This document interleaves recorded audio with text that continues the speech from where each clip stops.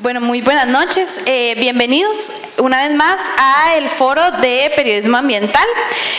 Bueno, como les comentaba, el objetivo de este foro va a ser brindarles a ustedes las herramientas necesarias en el ámbito ambiental para que puedan desarrollarse como periodistas en el ámbito de la comunicación en sí. Enseguida tendremos las palabras de bienvenida del director de carrera, el máster don Odit Bolandi.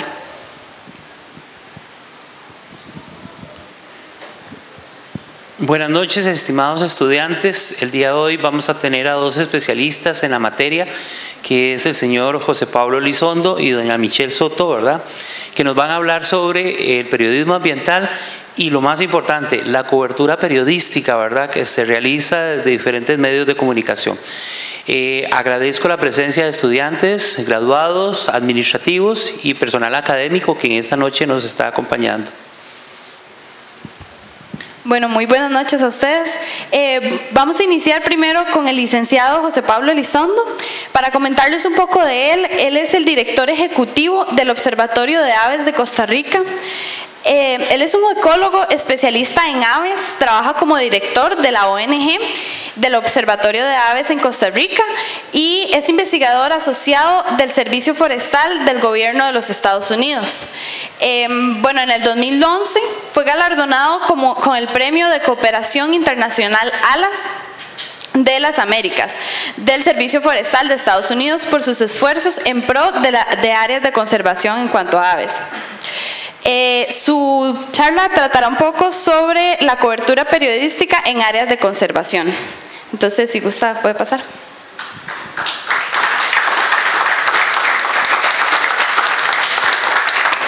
Bueno, Randall me dijo que solo podía hablar 3 horas y 20 minutos, entonces voy a poner el cronómetro para que no se me vaya a olvidar ese tema. Si quiere le da a esa misma. Muchísimas gracias a la universidad por la invitación. Es para mí un honor estar hoy aquí hablando un poquito sobre temas de ambiente. Voy a hacer una aclaración. Yo soy formado académicamente como economista, pero resulta que trabajo como ecólogo de aves y me defino como un pseudo periodista. Es decir, nunca pasé por ninguna facultad de periodismo. Yo aprendí a hacer periodismo a las patadas. Eso significa que alguien me dijo: usted a partir de hoy va a comenzar a hacer reportajes periodísticos sobre su área de experiencia. Y mi área de experiencia era en las aves. Como economista logré migrar al mundo de la biología. Es relativamente complejo, pero para no hacérselos tan complejos me defino como un naturalista, es decir, como alguien que ve y aprecia la naturaleza e intenta buscar mecanismos para conservarla. Vamos a ver, cuando nosotros intentamos posicionar a Costa Rica o enmarcarlo dentro de algo, lo podemos comparar. Voy a dar un paso atrás. Cuando nosotros pensamos en las grandes potencias mundiales, Costa Rica nunca está de primero. Costa Rica no es una potencia mundial, es lo que nos dicen en la escuela. Y entonces intentemos definir qué es una potencia mundial. Bueno, las potencias mundiales se definen bajo diferentes métricas. Una de ellas podría ser, en términos económicos, el Producto Interno Bruto. Todos los que han pasado por Costa Rica saben que el Producto Interno Bruto de Costa Rica no es el ideal y ni siquiera se compara con el de las grandes potencias. Al punto que estamos en el número 74 de la escala mundial en términos de Producto Interno Bruto, superados inclusive por países como Guatemala, Sudán y Nigeria. Nos superan muchísimo en Producto Interno Bruto. Entonces, la conclusión es: estamos muy lejos de ser una potencia mundial. Entonces busquemos otra métrica, tal vez calcemos dentro de algo un poco más integral como lo es el índice de desarrollo humano. O sea, podríamos ser una potencia cuando hablamos de un país que integra los servicios de salud, los sistemas de educación, el acceso a las diferentes cosas. Bueno, resulta que aquí tampoco nos va muy bien. Estamos en el lugar 66 en el índice de desarrollo humano, superado por muchos países. Entonces, cuando ustedes tienen un ranking de equipos o un ranking de cualquier cosa, el número 66 ciertamente no era de los finalistas, ¿verdad? Siempre van a ser los primeros 10, los primeros 15, los primeros 20, todavía entran dentro de esos grupos importantes. Entonces, no podemos ser considerados como una potencia en ese tema. Ok, vamos a buscar otro índice un poco más integral, hablemos de equidad. Hay un índice en términos económicos que se llama el índice el coeficiente de Gini, que mide la relación que hay entre las personas que más ganan y los que menos ganan. Entonces, lo que está buscando es un índice que nos dice la equidad que puede existir en un país. Nosotros podríamos pensar que Costa Rica es un país altamente democrático y que eso significa que en Costa Rica pues la diferencia entre los ricos y los pobres no es tan grande como en otros países que conocemos. Bueno, resulta que sí, es bastante grande. El coeficiente de Gini nos ubica en el puesto 136. Entonces tampoco somos potencia mundial desde ese punto de vista, ¿verdad? Entonces, de ahí, ¿cómo está la cosa? ¿Por dónde podemos nosotros destacar? ¿Por dónde sí podríamos ser considerados una potencia?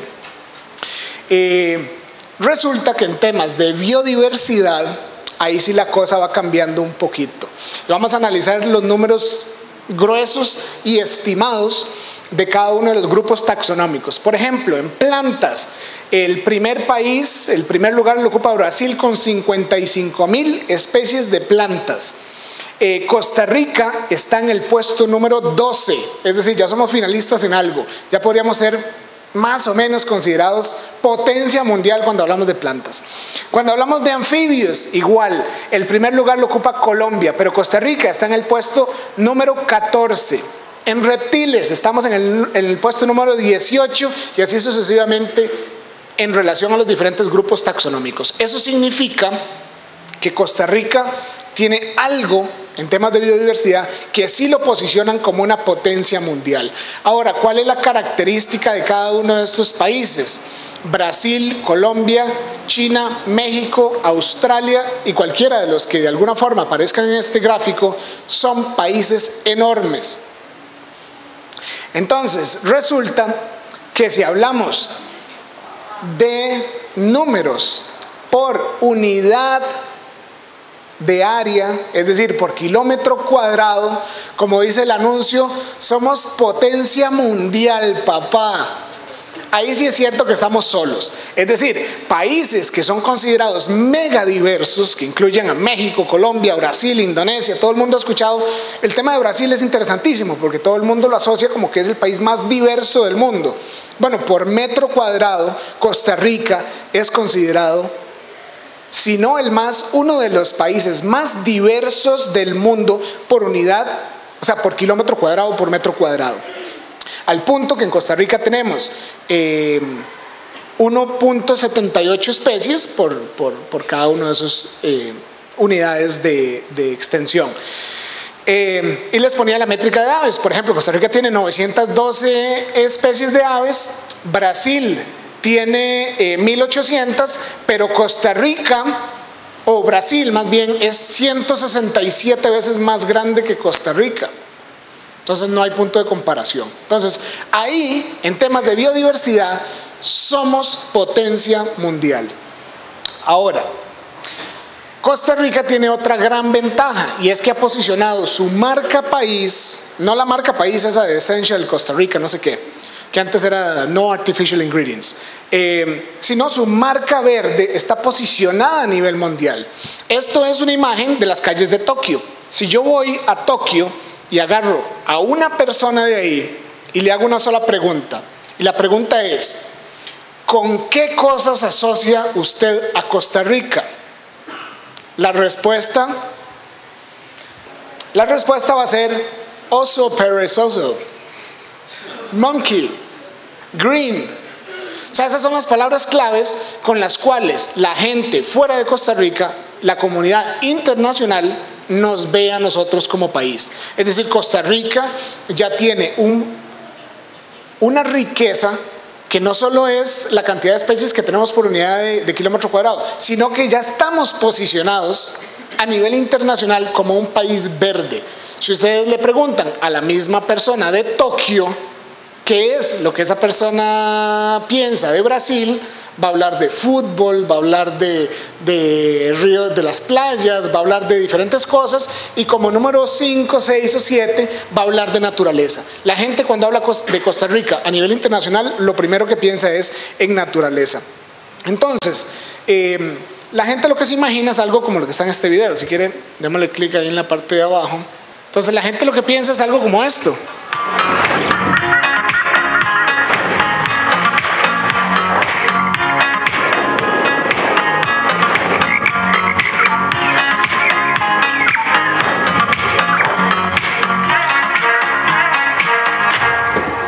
Esas son las imágenes que se vienen a la mente de esa persona: tucanes, monos, playas, naturaleza, verde, etc. Eso es lo que está pasando por la mente de las personas en Tokio cuando están viendo eso. Ese es el resultado de un proyecto que estamos implementando en Costa Rica que se llama Madreselva Media, que es una productora audiovisual que se concentra solamente en dar servicios audiovisuales relacionados a la naturaleza. Ya Costa Rica es el país entonces donde la agenda de medio ambiente se puede desarrollar ampliamente. Es decir, Costa Rica es un tema donde se puede hablar de naturaleza. ¿Por qué? Porque tenemos el recurso y adicionalmente porque tenemos centros científicos de clase mundial. Es decir, la gente, cuando un graduado de una universidad destacada en Estados Unidos, hablemos de Stanford, hablemos de Yale, hablemos de Harvard, hablemos de cualquier universidad importante en los Estados Unidos o en el mundo, cuando alguien decide que va a estudiar biología, tiene que venir a Costa Rica. Es decir, esa es la meca del estudio de la biodiversidad. Entonces, Costa Rica ha desarrollado una serie de organizaciones, gracias a esa riqueza, que nos permiten estudiarla y que fomentan ese tipo de cosas. Por ejemplo, la OET, la Organización para Estudios Tropicales, es una organización que publica anualmente de sus estaciones, salen cerca de 250 publicaciones científicas con descubrimientos únicos sobre lo que está sucediendo en los bosques de Costa Rica. Organizaciones como el INVIO, cuando estaban activas, descubrían una especie nueva para la ciencia cada 3 días. Es decir, Costa Rica es el lugar donde esas cosas pueden suceder, o es el lugar donde se desarrollan mecanismos de conservación que son ampliamente efectivos.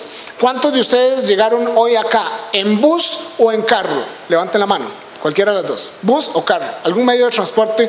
Ok, todos ustedes financiaron el combustible con el cual vinieron acá, pero adicionalmente pagaron el 6% más o menos de ese combustible. Se va a una cosa que se llaman los pagos por servicios ambientales. Costa Rica es uno de los países pioneros a nivel mundial en el establecimiento de mecanismos de conservación que reconocen el valor de los recursos naturales. En la plata que ustedes pagaron por cada litro de combustible, que de paso es bien caro en Costa Rica, por cada uno de esos litros, por cada una de esas gotas de combustible que ustedes pagaron, subvencionaron o pagaron, compensaron parte de sus emisiones a través de servicios ambientales. Es decir, a una persona que tiene bosque en algún lugar de Costa Rica se le está pagando una tarifa anual para que conserve ese bosque gracias al combustible o al impuesto que ustedes tenían. Eso era inviable en una economía desarrollada, era inviable o es inviable en Costa Rica en esta época,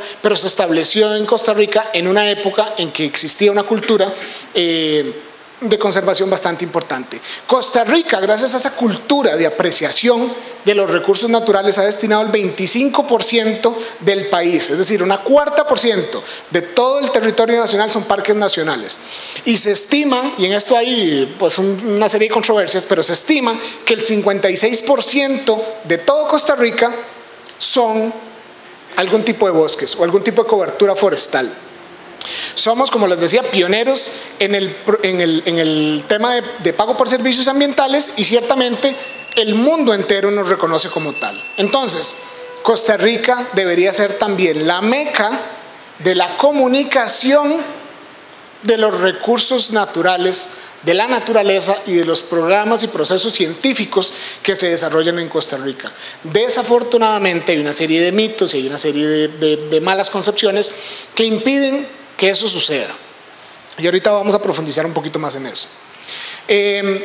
Costa Rica es la fuente inagotable de historias. O sea, imagínense en un bosque. ¿Cuántos de aquí conocen el Parque Nacional Braulio Carrillo? Levanten la mano los que conocen el Parque Nacional Braulio Carrillo, o han pasado por él, tan siquiera, o han escuchado de él, tan siquiera. Ok, casi todos. Ahí abajo está el clip. Les voy a enseñar una historia. 80% of all insects live in jungles. few are more successful than the ants. There can be 8 million individuals in a single hectare. But jungle ants don't have it all their own way.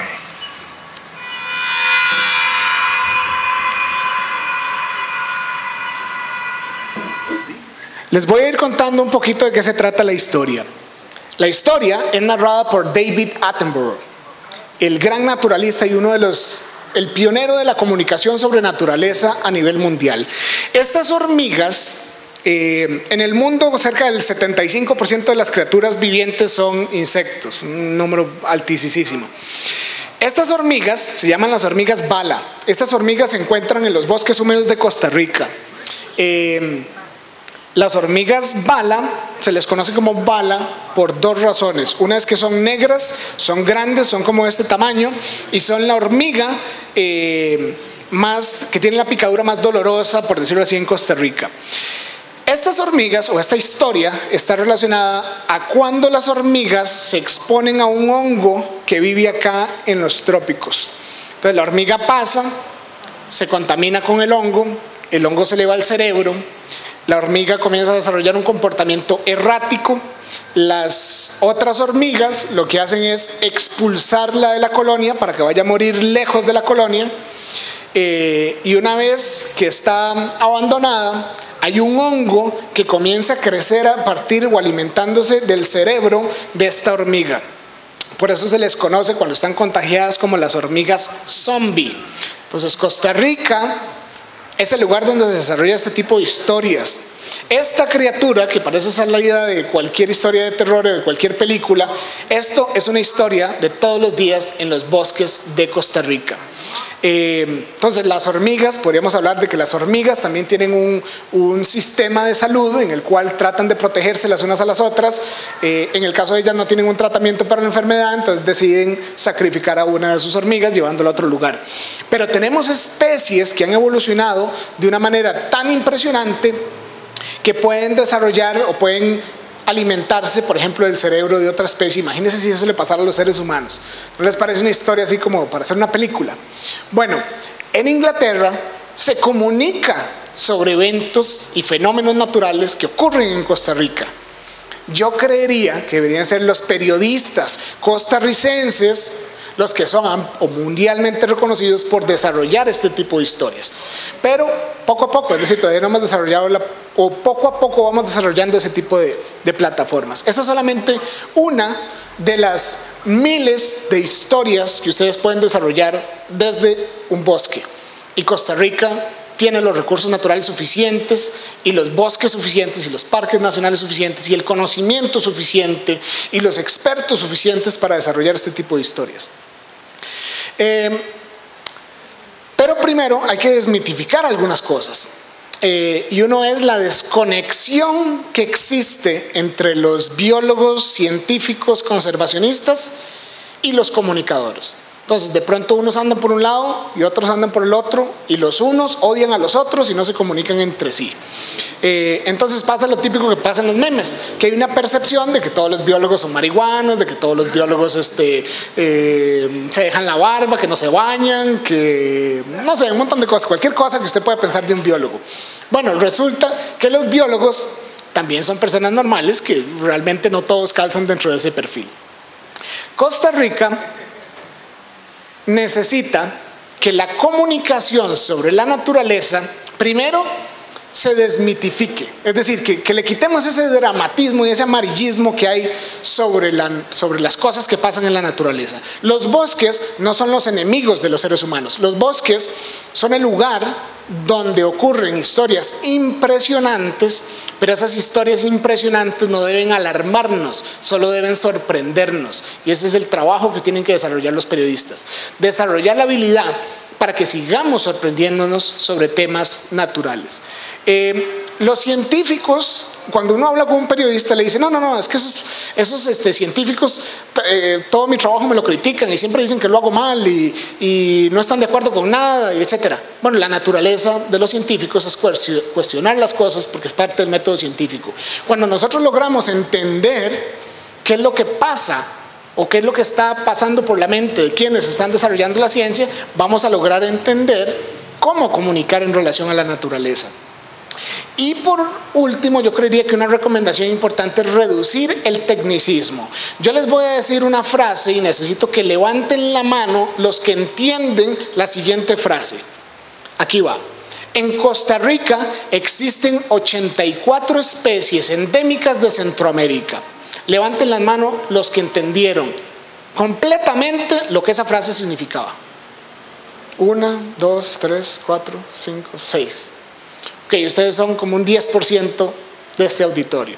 Entonces, cuando alguien hace una nota periodística y dice, o sea, lo que el científico le dijo, es decir, que en Costa Rica habían 87 especies de aves endémicas de Centroamérica, necesita primero digerirle eso a la audiencia.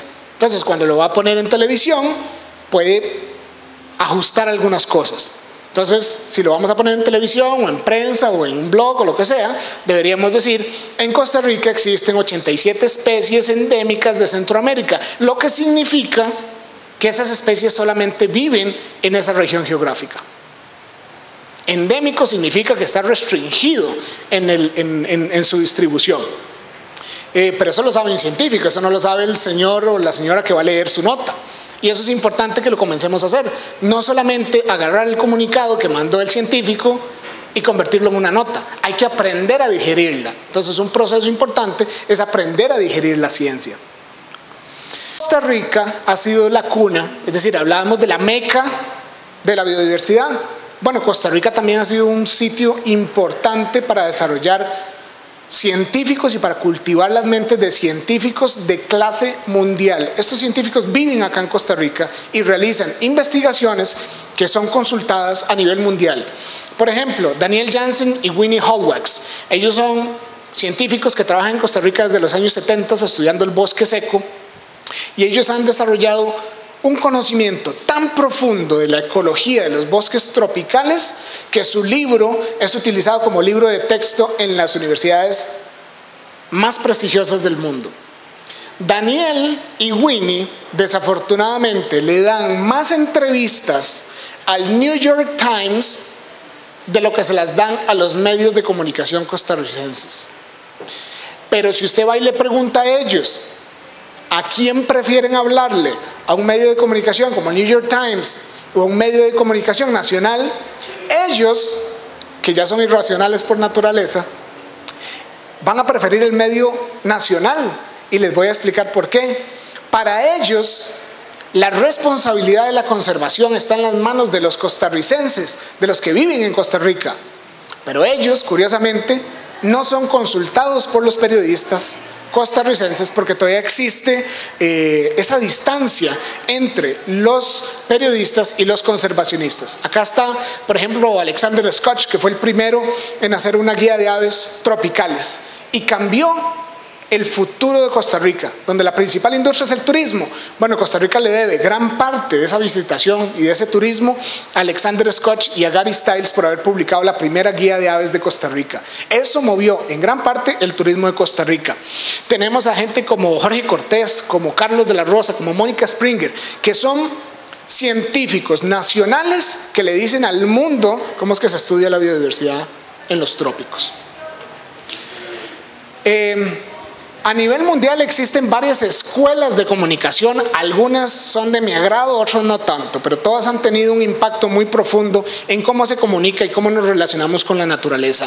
El pionero de este tipo de comunicación es David Attenborough, el primero allá, el señor de pelo blanco, todavía está vivo. Sir David Attenborough trabaja para la BBC y desde los años 40 o 50 comenzó a desarrollar esos documentales que a todos nos apasionaban. Para entender las especies que vivían allá en África y las aves que vivían allá en las selvas inexploradas de Borneo y los leones en la sabana africana, y etcétera, etcétera. Él fue el primero en acercarnos a los fenómenos naturales. Luego más adelante vino Steve Irwin, que pues obviamente tenía una manera diferente de comunicarlo, pero fue un pionero en la forma que lo hace. Jeff Corwin, que tal vez no sea de mi agrado, pero logra acercar a la gente a la naturaleza, en el país de la naturaleza. Entonces, la naturaleza debería ser algo importante de comunicar. Porque Costa Rica es un lugar donde todas las semanas, a toda hora, están existiendo algún tipo de maravilla natural que se está desarrollando. Por ejemplo, y Michelle había trabajado en un libro sobre eventos de la naturaleza. Y a mí me fascina ese tipo de cosas, porque en Costa Rica todos los días hay noticia en temas de biodiversidad. Es decir, todos los días usted sale hoy a la calle y todos los días hay algo que comunicar en relación a la naturaleza. Por ejemplo, esto es un pedacito nada más del cielo del Caribe en octubre. Entre septiembre y octubre pasan por Costa Rica millones de aves migratorias, las cuales reciben poca o cero cobertura de los medios de comunicación a nivel nacional, pero que representan uno de los fenómenos más interesantes a nivel mundial. Yo levanto la mirada y en un periodo de 2 minutos, yo personalmente he logrado ver 10,000 de esos pasando por mi cabeza. Entonces ahí hay diferentes enfoques que usted le podría dar a esa información, pero nadie o muy pocos son los que se animan a comunicar sobre eso. Otro evento importante que está sucediendo en este momento es la anidación de los quetzales en el Cerro de la Muerte, por ejemplo. Costa Rica, les voy a dar varios titulares para que los vayan aprovechando de una vez. Costa Rica tiene el sitio con la mayor densidad de quetzales del mundo, y ese queda en el Cerro de la Muerte. Es decir, la mayor densidad de quetzales por metro cuadrado están en Costa Rica y se encuentran en el Cerro de la Muerte, en un sitio allá en el kilómetro 70 de la carretera interamericana sur. Al punto que yo podría decirles, si ustedes van en el mes de marzo, yo les garantizo al 100%, y les apuesto $100 y una botella de whisky, a que ustedes pueden ver un quetzal en el mes de marzo en el Cerro de la Muerte, en el kilómetro 70. ¿Me explico? Eso es algo que, por ejemplo, un guatemalteco que ha desarrollado toda una cultura en relación al quetzal no puede disfrutar. La gente, cuando piensa en quetzales, inclusive muchos ticos creen que los quetzales hay que ir a verlos a Guatemala. Pero no, aquí nomás, a hora y media de acá, está el sitio con la mayor densidad de estas especies o de individuos de esta especie en el mundo. Cuando les hablaba de quitarle un poco el amarillismo a la comunicación de la naturaleza o de eventos naturales, acá les pongo un ejemplo. Yo trabajo como colaborador o director científico de Canal 7. Entonces en Canal 7 yo me dedico a desarrollar contenido para ellos en diferentes campos científicos o de naturaleza. Entonces resulta que un día de la primera semana de mayo, el lunes 9 de mayo para ser precisos, Repretel saca una nota que dice cómo acabar con la plaga de abejones. El movimiento de la Tierra es una sencilla solución para acabar con ellos. Pero nadie se le ocurrió llamar a un científico a preguntarle a ver si, 1, había que acabar con ellos, y 2, si esa era una solución para acabar con ellos. Resulta que no hicieron ninguna de las dos. No necesitamos acabar con ellos, y los científicos pueden hablarnos de cuáles son sus posibles beneficios y qué aporte hacen a nuestra existencia en este planeta, si lo vemos desde un punto de vista meramente humano. Entonces, la guerra que se tiende entre canales y medios de comunicación nos permite sacar una nota que dice: aprenda a vivir en paz con los abejones de mayo. Ya. Entonces, en vez de ponernos a competir y a poner la naturaleza como algo malo, como algo negativo, podemos darle vuelta a la historia y aprendemos a cómo convivir con ella. Y es que el problema que tenemos de la pérdida de biodiversidad y la calidad de vida que tiene nuestro planeta está dada porque no valoramos los servicios que nos dan los bosques. Los bosques, no solo de Costa Rica, sino del mundo, están relacionados con el 100% de todos los servicios y todas las variables económicas que existen en el planeta. Ustedes están acá porque necesitan oxígeno, necesitan agua, necesitan materias naturales para poder fabricar su ropa, necesitan alimentos, necesitan calidad de vida. O sea, hay un montón de cosas que le proveen esos bosques. Todo, el 100% de la economía está condicionada a la calidad de nuestros recursos naturales en el planeta. Entonces, intentar pensar o solo vivir pensando que la naturaleza es algo malo y que es el enemigo, yo creo que no es el mejor camino. Entonces, para transmitirles y para hablar un poquito sobre las técnicas que se pueden utilizar, tómenlas como un grano de sal. Es decir, yo no estudié periodismo y como les dije, a mí me pusieron a hacer periodismo a las patadas. Es decir, me dijeron, aquí está su camarógrafo y tiene que tener una historia lista para pasado mañana. Vaya y ve a ver qué hace. Eso no es la mejor manera de hacerlo. Pero el resultado que hemos tenido ha sido muy interesante y muy importante. ¿Por qué? Porque medios de comunicación nacionales han comenzado a incluir contenido de naturaleza en espacios que originalmente estaban destinados para otra cosa. Por ejemplo, Buen Día. ¿En qué se habla de Buen Día? De cáncer, de cómo maquillarse bonito, de cómo vestirse bonito, ¿qué más? De plantas, etc. Bueno, yo fui el primero en llegar a Buen Día a decir, no, hablemos de naturaleza. Y alguien dijo, sí, este chaval está medio loco, por ahí, démosle el chance. Y resulta que la naturaleza no afecta el rating y que en algunos casos, dependiendo del enfoque, puede ser positivo y atrae inclusive un público que no estaba atrayendo. Lo mismo pasa, por ejemplo, con 7 estrellas. 7 estrellas es una cuestión de farándula, donde van los famosos y el que se besó con el otro y el chisme, etc. Bueno, 7 estrellas podría ser la plataforma ideal para llegarle a un grupo de personas que quieren ver algo diferente en 7 estrellas. Entonces quieren ver cuestiones sobre la naturaleza, cuál parque nacional puedo visitar, o cuál es la mejor época para ir a ver quetzales. O sea, todo ese tipo de historias se pueden desarrollar ahí. Entonces es una excusa burda y mala decir que no hay espacios para transmitir y para desarrollar historias sobre naturaleza. Algunas reglas. 1, no hay inmediatez en la comunicación de la naturaleza. Es decir, no es como cuando ustedes tienen un suceso que tienen que ser los primeros o que están compitiendo actualmente por ser los primeros. En la naturaleza o en el tema de comunicación de naturaleza se le da un mayor enfoque a la profundidad de la historia y a la calidad de la historia que se está desarrollando. En el tema de televisión y prensa escrita, yo creo que la imagen, al menos en televisión, de eso estoy seguro, la imagen es el 80% de su historia. Es decir, una imagen cuidada, una imagen que está bien hecha, que se hizo con tiempo, que se editó con cuidado, que se editó y que se trató y se manejó en todos sus aspectos, se manejó con mucho cuidado, es muy importante. La veracidad científica de una historia la determina. Es decir, si usted dice algo que era científicamente incorrecto, le va a llover. Le va a llover por la parte de la comunidad científica, le va a llevar por la gente que conoce un poquito de ese tema y que le va a reclamar. Entonces la veracidad es sumamente importante y usted mató la fuente. Es decir, si usted va a comunicar sobre aves y ustedes llamaron a Pablo Elizondo les dio una declaración y ustedes pusieron algo que no era exacto, que no era correcto, Pablo Elizondo no les va a volver a dar declaraciones. Entonces de inmediato ustedes podrían quemar una fuente. Temas como los time-lapse, los drones, la óptica especializada son requeridos y son necesarios para comunicar un poco sobre este tema.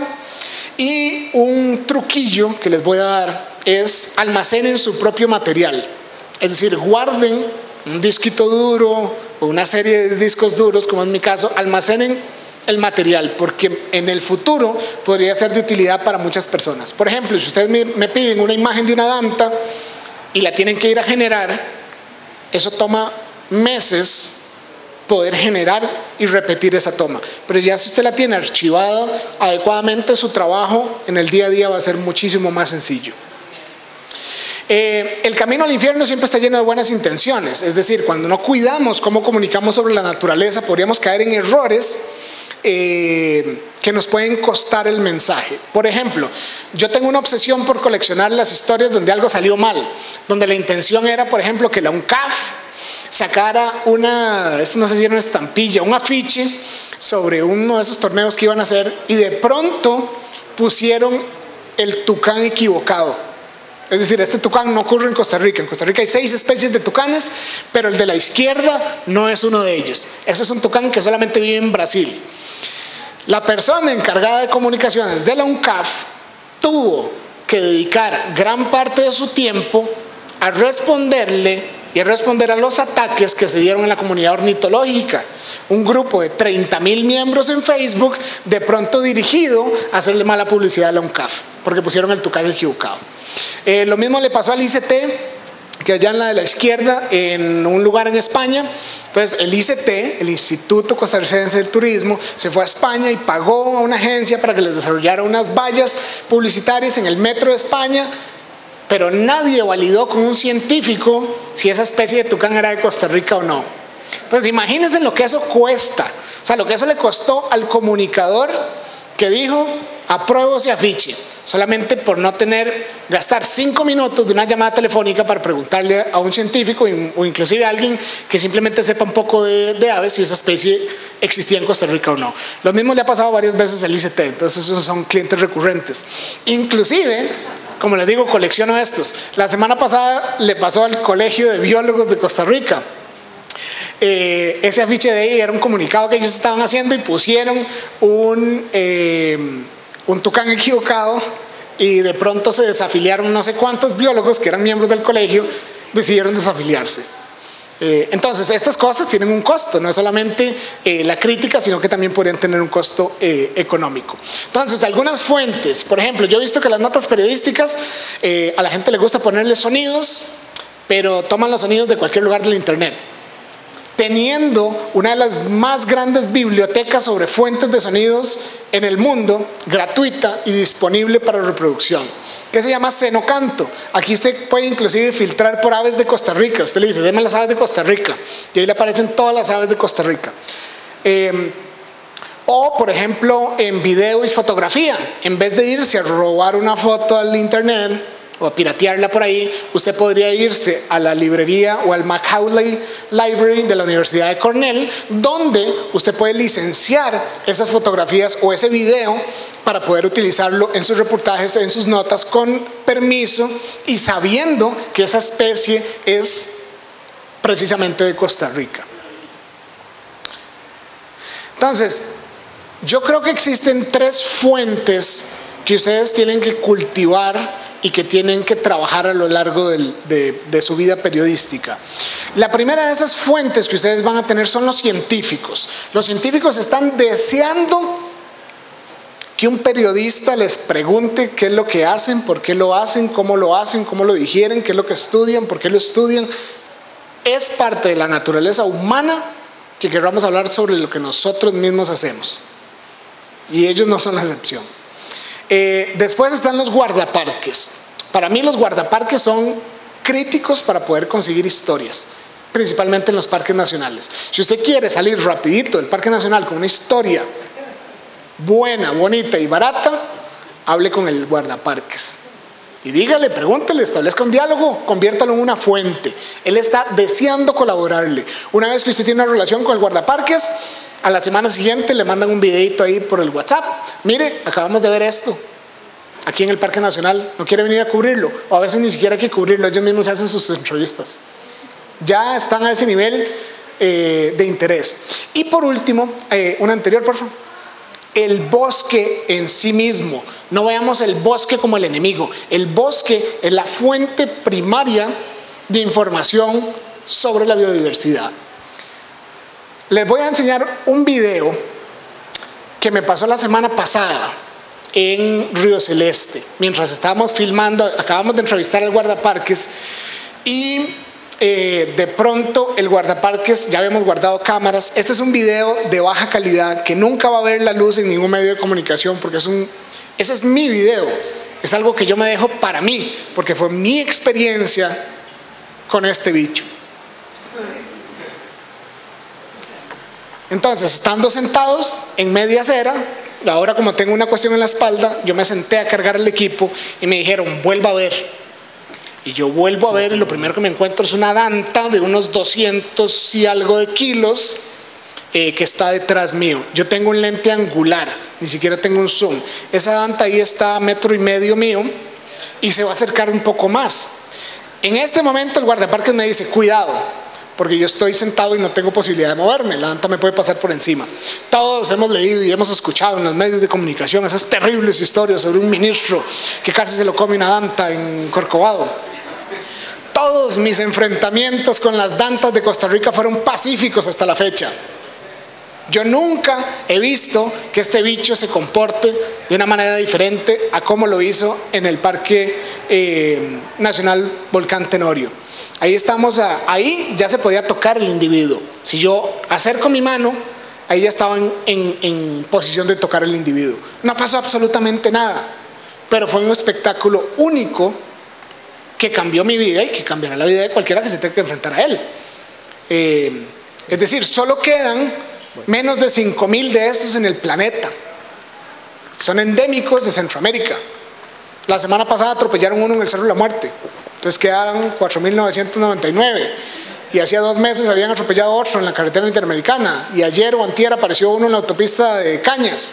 Entonces la gente dice, es que hay muchos. No, no es que hay muchos, es que están saliendo más a la calle porque nos hemos encontrado más, o sea, nos hemos metido más en el hábitat de ellos. Les voy a poner un video porque desde hace algunos meses hemos estado peloteando un proyecto que cambió la manera como Costa Rica veía la naturaleza. Un espacio que los hizo a todos ustedes pensar en la vida en el planeta. Y no sé si todos ustedes lo vieron, si algunos de ustedes son muy jóvenes, pero los que estamos en mi edad sí lo recordamos. Todavía el programa no está listo, estamos apenas trabajándolo.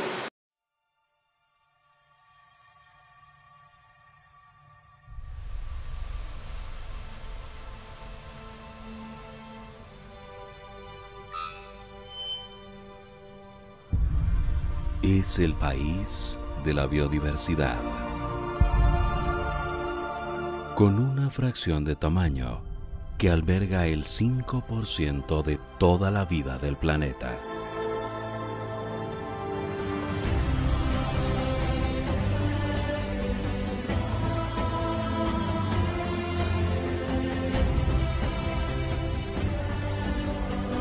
Un país pequeño que tiene más especies que todo el continente europeo.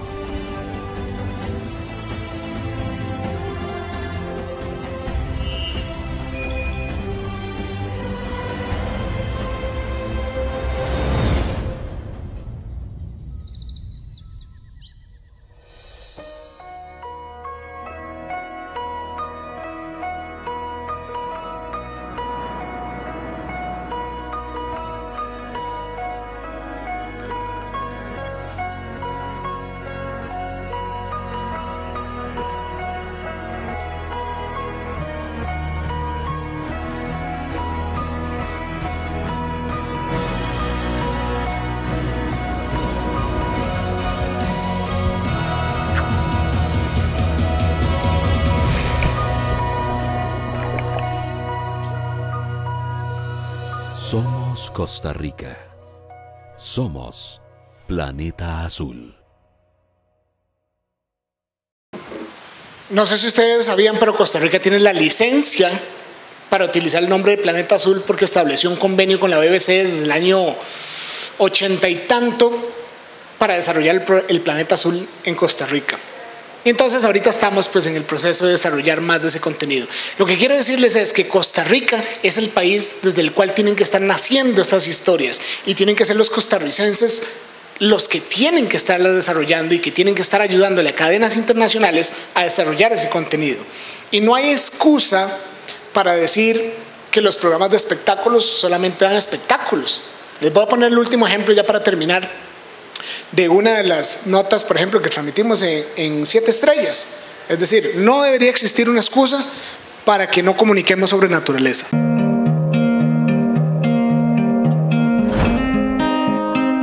Jumping up and down the floor. My head is an animal. El bosque lluvioso es uno de los grandes tesoros de nuestro país. El Parque Nacional Braulio Carrillo es el ejemplo clásico de este ecosistema. Diariamente es frecuentado por cientos de turistas, quienes disfrutan de actividades como el canopy y el teleférico. Hay tantas especies de tierras bajas como especies de tierras de montaña, ¿verdad? Malas especies meramente de esta elevación, tanto en flora como en fauna. Es grande la riqueza que aquí encontramos. Para quienes son más pacientes y deciden esperar, el bosque puede darles un regalo. Para nuestra sorpresa está Danta y su cría. Esta especie se encuentra amenazada. Se estima que en el mundo hay menos de 5.000 individuos.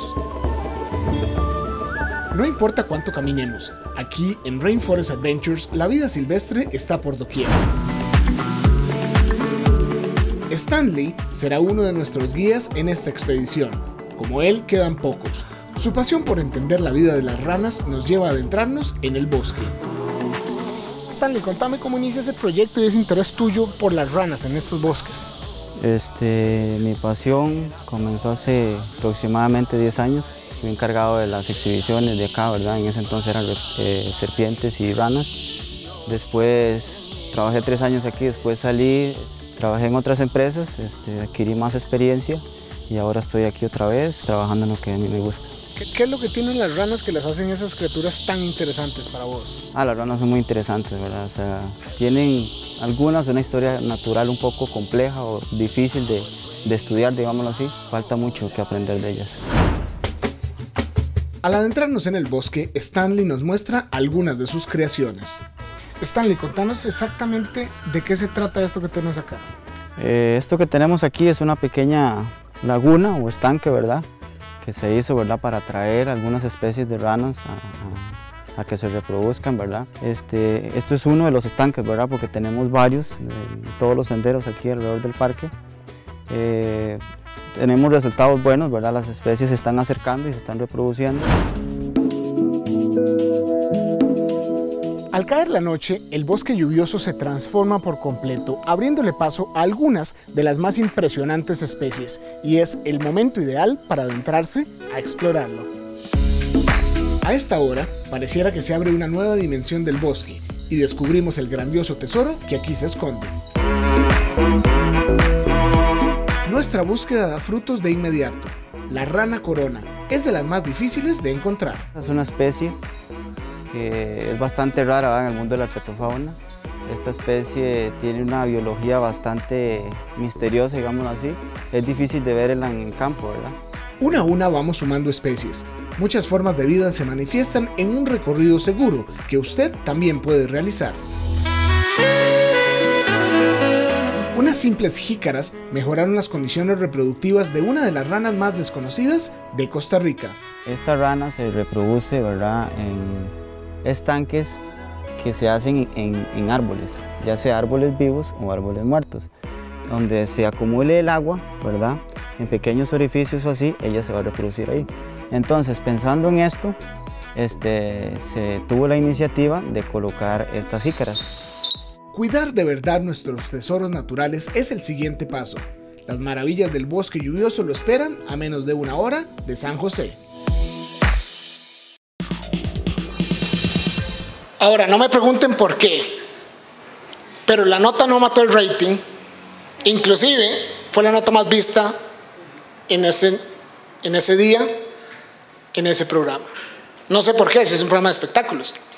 Pero fue algo novedoso y fue algo diferente, digamos, para el programa. Y entonces, pero la gente decía, no, es que no se puede comunicar, ese no es el espacio. Mentira. Todos los espacios pueden ser aptos para comunicar sobre naturaleza. Eso es lo que tengo para ustedes el día de hoy. Si alguien tiene alguna pregunta, con mucho gusto, ahí está mi teléfono celular, atiendo llamadas hasta las 12 de la noche.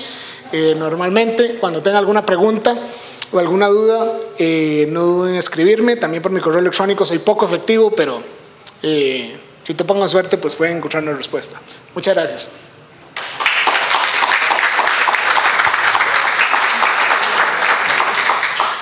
Muchas gracias por presentarnos su conocimiento a través de esta presentación. Seguidamente vamos a tener a la licenciada Michelle Soto. Ella es periodista, es graduada de la Universidad de Costa Rica. Su interés profesional se centra en la ciencia y el ambiente. Ha laborado para medios de comunicación como el Semanario Universidad, Tiempos del Mundo, Perfil, Su Casa, Soho y La Nación. Además, trabajó en el área de comunicación de la Fundación Mar Viva, donde se desempeñó como encargada de prensa. Ella nos va a exponer sobre cómo ejercer el periodismo ambiental en Costa Rica. Bienvenida.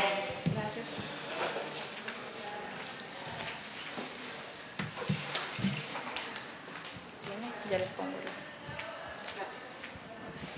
Gracias. Bueno, buenas noches, un placer. Me he dedicado mucho a dar a conocer y divulgar lo que tiene que ver con medio ambiente desde la ciencia, ¿verdad?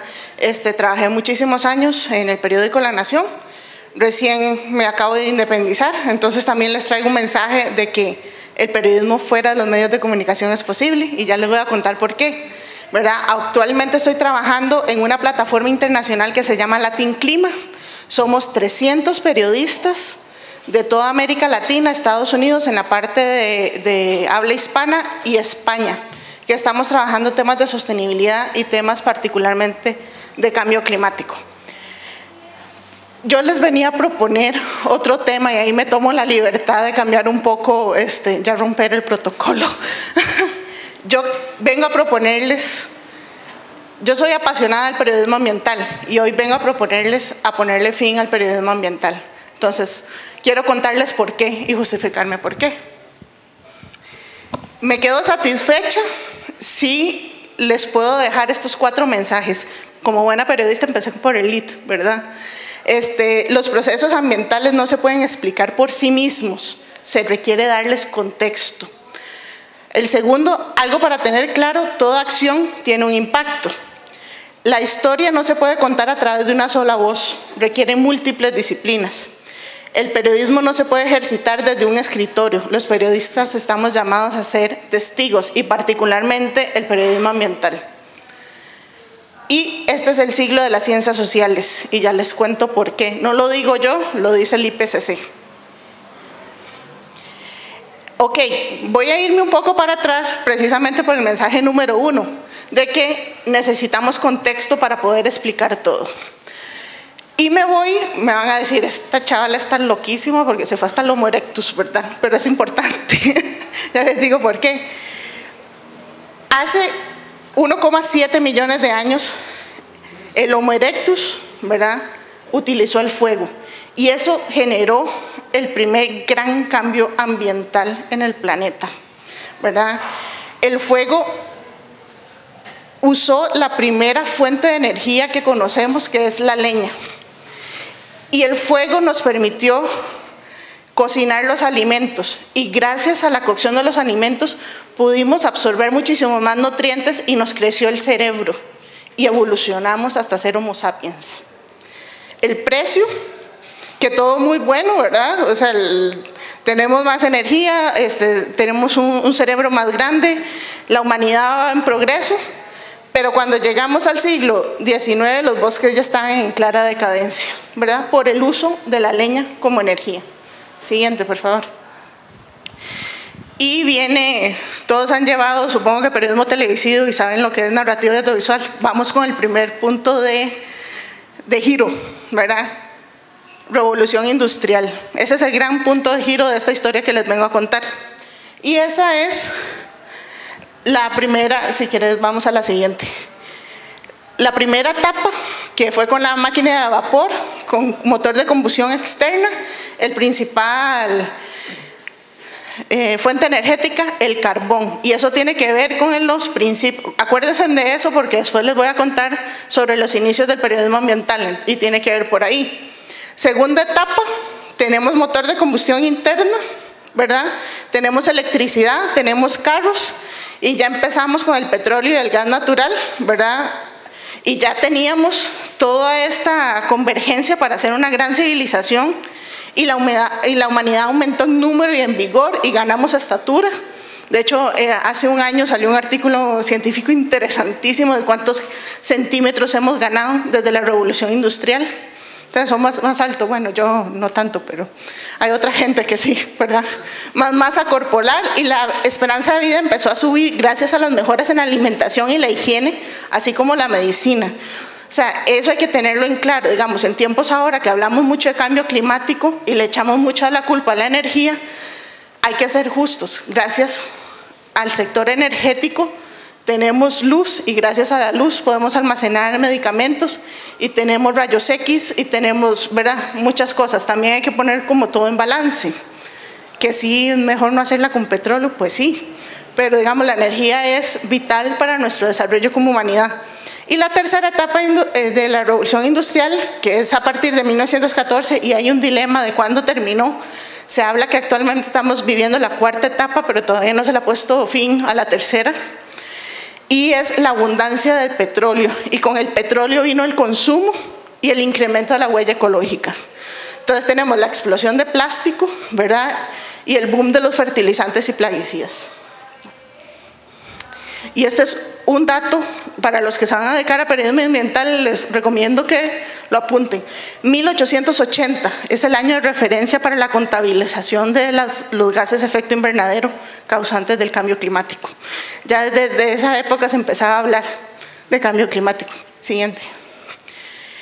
En esta historia es muy interesante porque en todo ese contexto que les estoy dando aparecen unos señores que Pablo mencionó hace poco, los antecesores de Pablo, digamos, que son los naturalistas.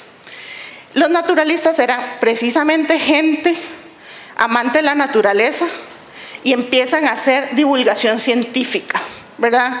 Que es un poco que lo que les contaba Pablo, digamos. Que viene como la BBC, Irving, toda esta gente lo que hace es divulgación científica, que es diferente a periodismo científico. Ahora vamos a ver por qué. El primer artículo, les comentaba lo del carbón, porque el primer artículo como tal de periodismo ambiental se dio en 1661 por un no periodista, pero que empieza a hablar sobre las soluciones que hay que ponerle a la contaminación del aire debido al carbón, la quema de carbón.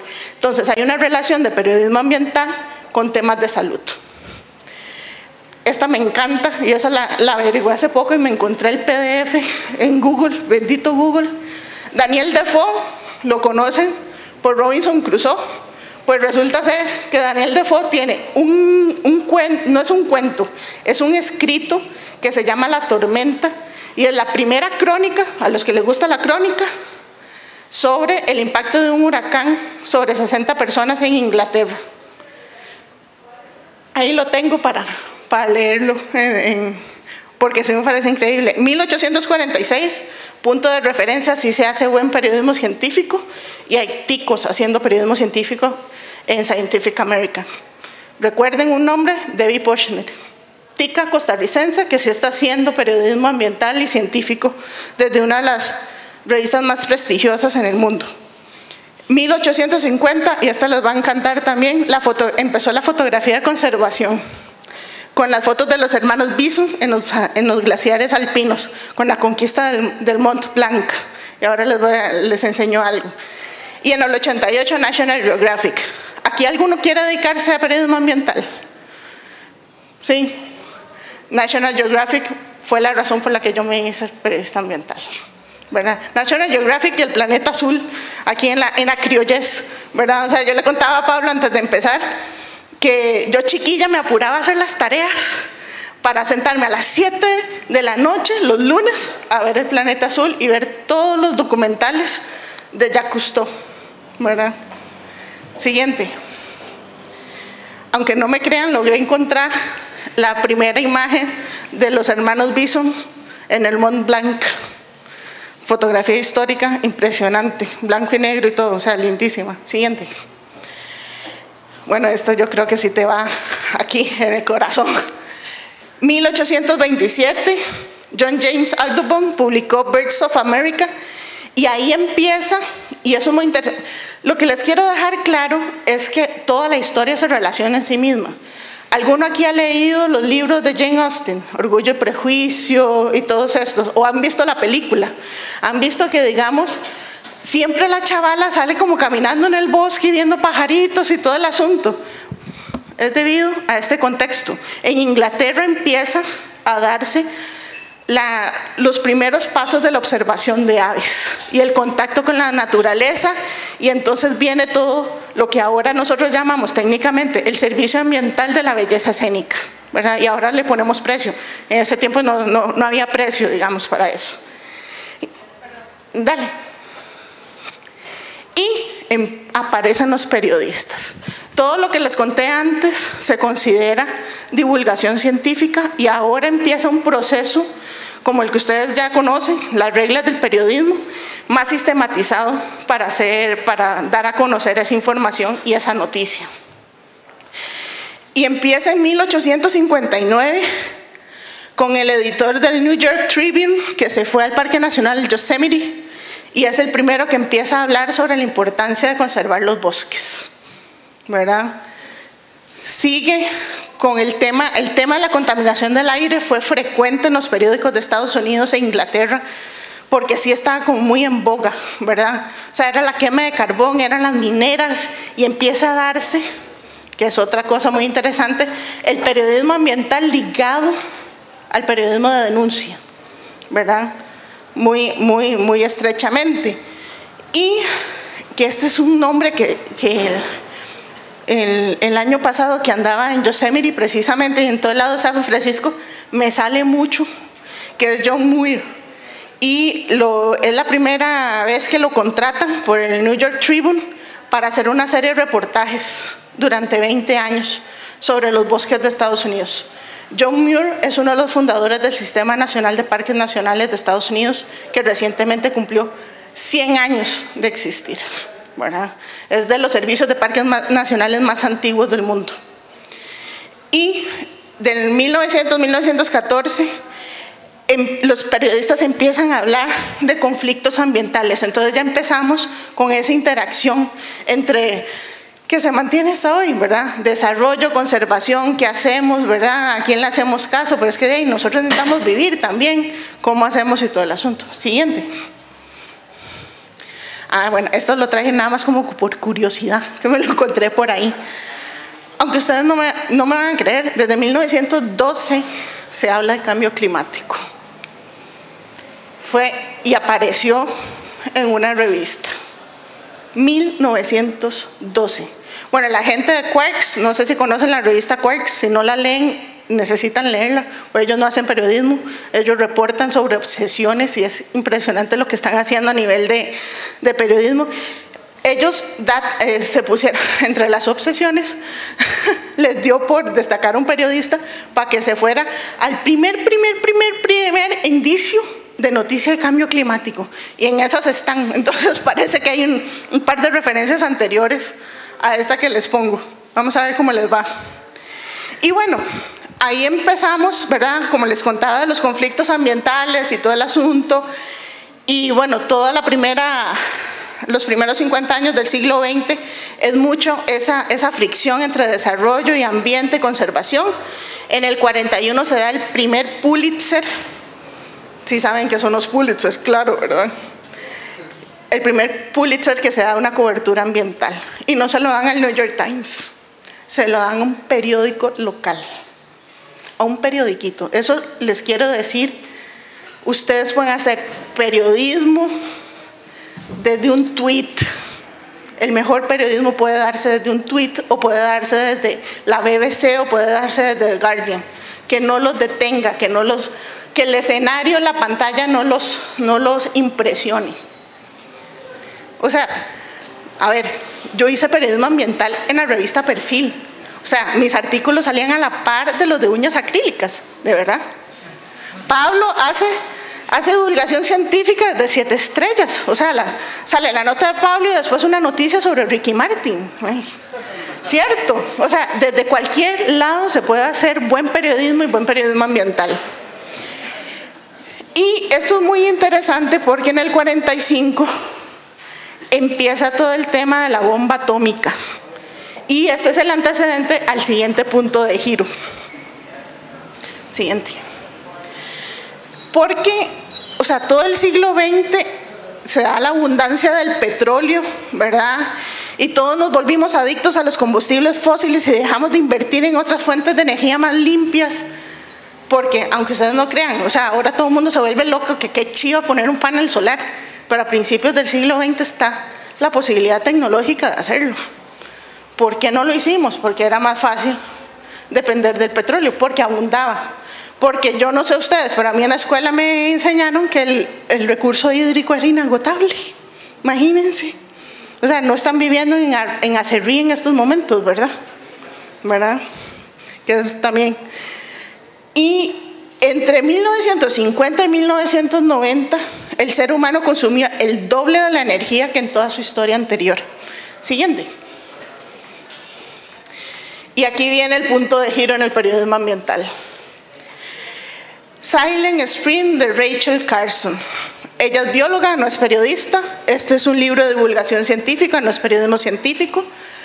Pero quizá fue el detonante para que muchos periodistas decidieran hacer algo con respecto al medio ambiente. Eso y el siguiente. Esa imagen. La primera vez que el ser humano ve al planeta Tierra y es una condenada canica. Así de vulnerables somos.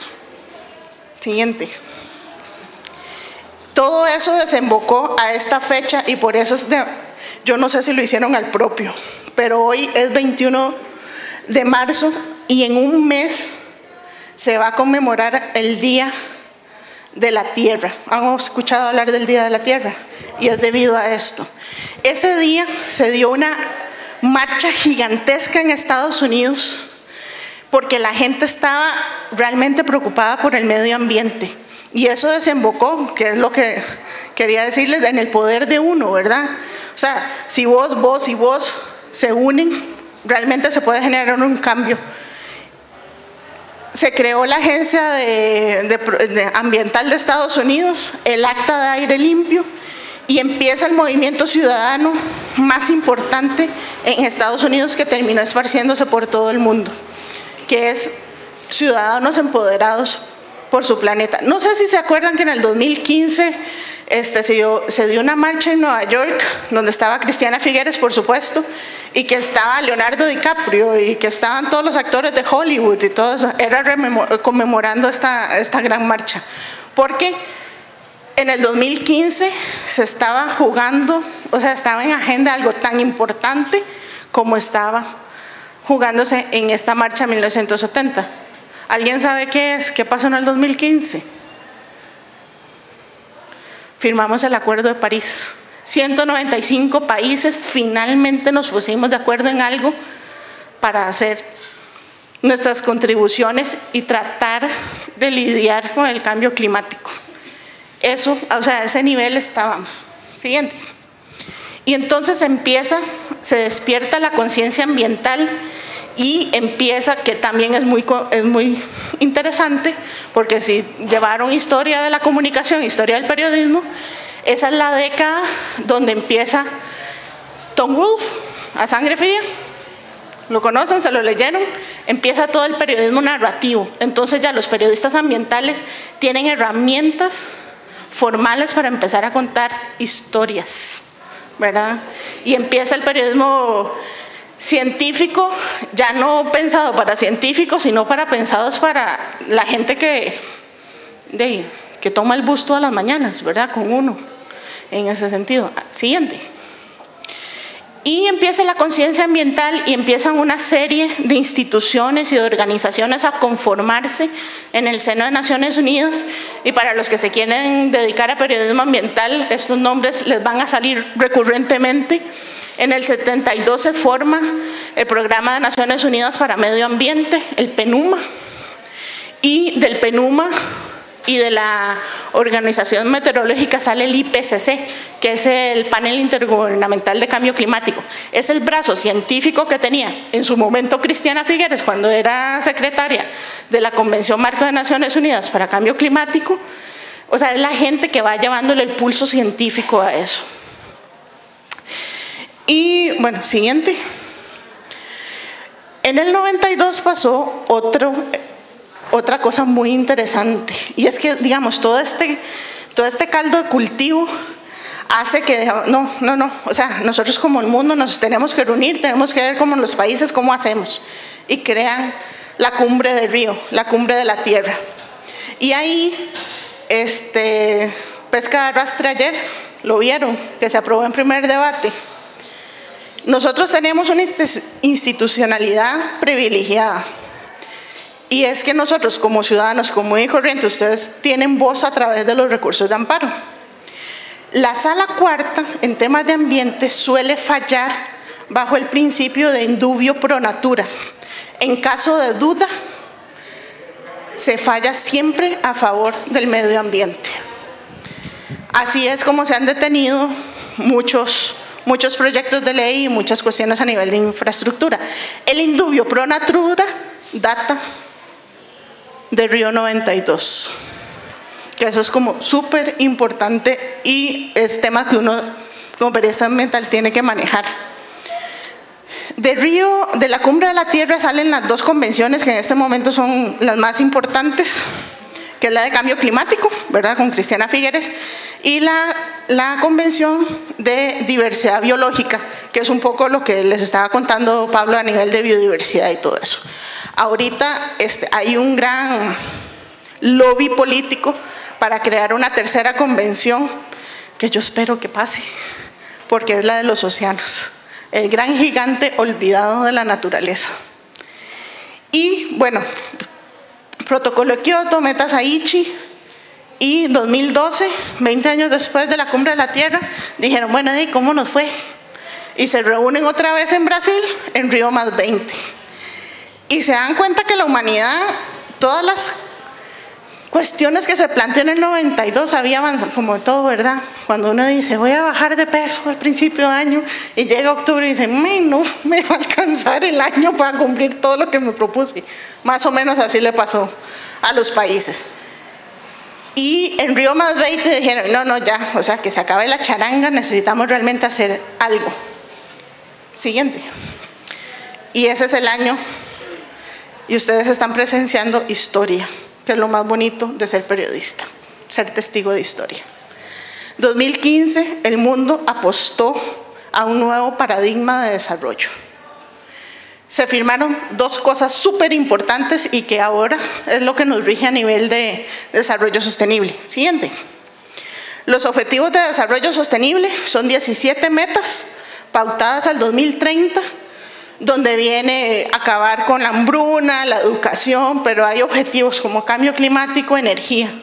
Es una visión integral de la sostenibilidad, porque, hello, ser humano es parte del ecosistema, ¿verdad? Nosotros somos un animal más en este planeta, entonces también tenemos que visualizarnos dentro de las soluciones. Y él sigue, regálame. El otro gran acuerdo que se firmó en el 2015 fue el Acuerdo de París, ¿verdad? Que eso es lo que nos tiene ahora, todo el mundo habla de carbono neutralidad y todo, bueno, es por eso, realmente. Fíjate.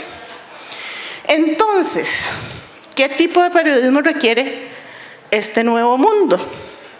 Siguiente. Pero bueno, antes vámonos a Tiquicia un toque como para darles el contexto. Los naturalistas estaban contemplando los bosques de Europa y no era suficiente, entonces se vinieron acá para el trópico por dicha, ¿verdad? Entonces tenemos de mis favoritos, Bonfrexius, Henri Pittier, Hoffman, ¿verdad? Henri Pittier, el primer director de lo que antecedió ser el Museo Nacional, uno de los naturalistas emblemáticos, y estuvo en Costa Rica, ¿verdad? Hizo mucha de su investigación aquí en el país.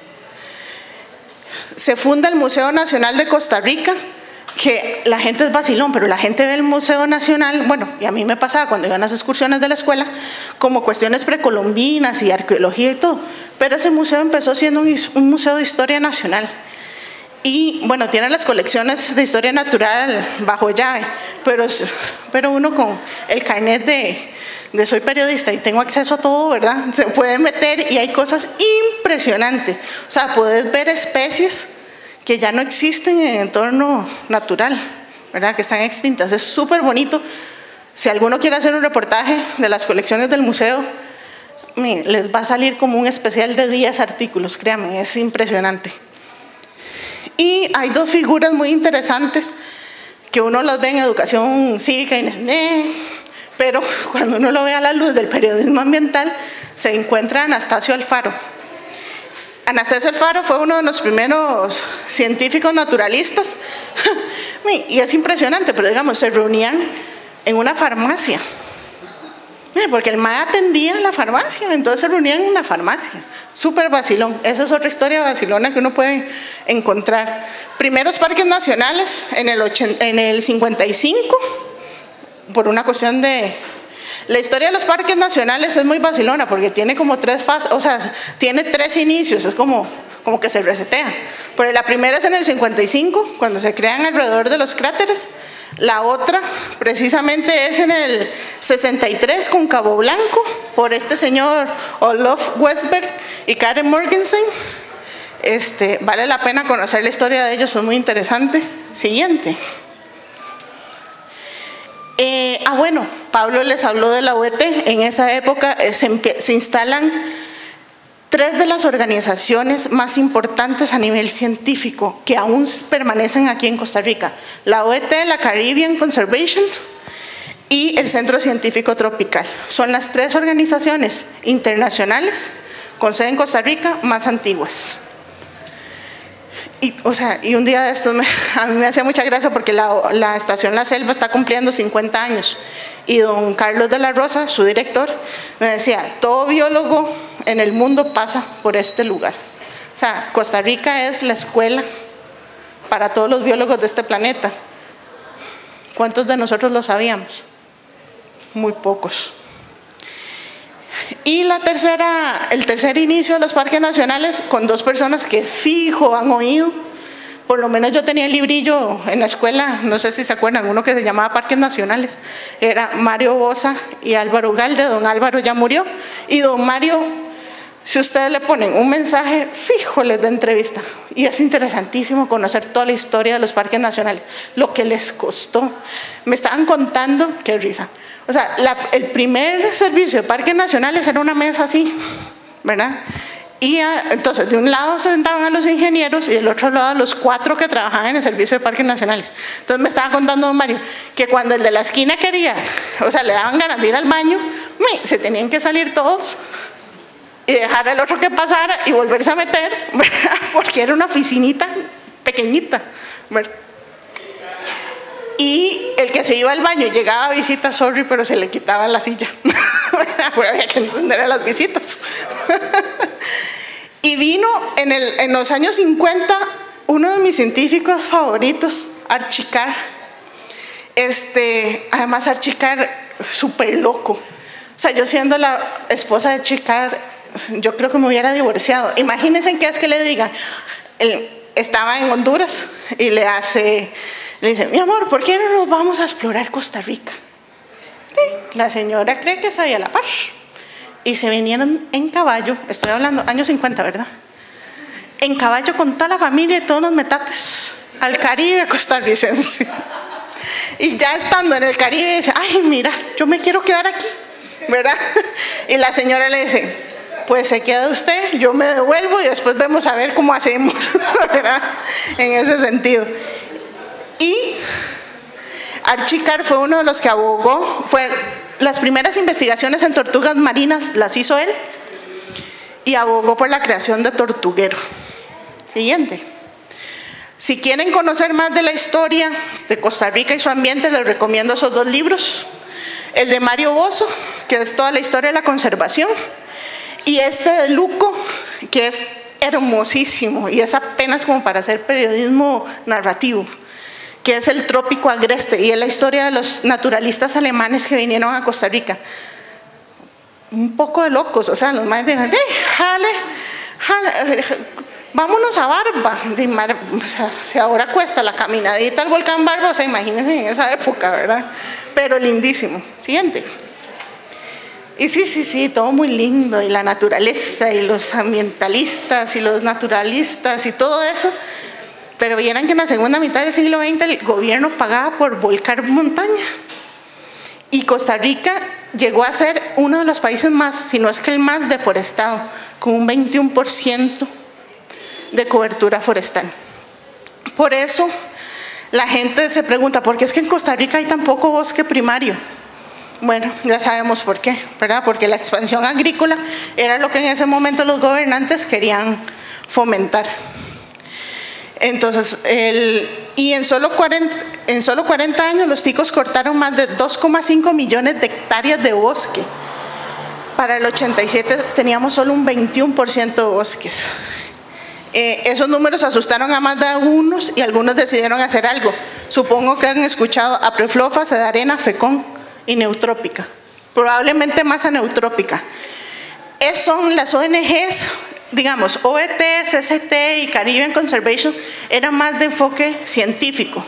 Estas eran más de activismo ambiental. Es muy interesante hablar con ellos.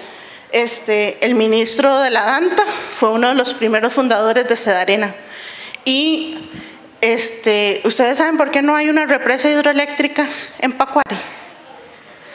Porque don Carlos Manuel Rodríguez, en conjunto con unos kayakeros greñudos, entre ellos Rafa Gallo, se opusieron a la creación de esa represa en los años 90.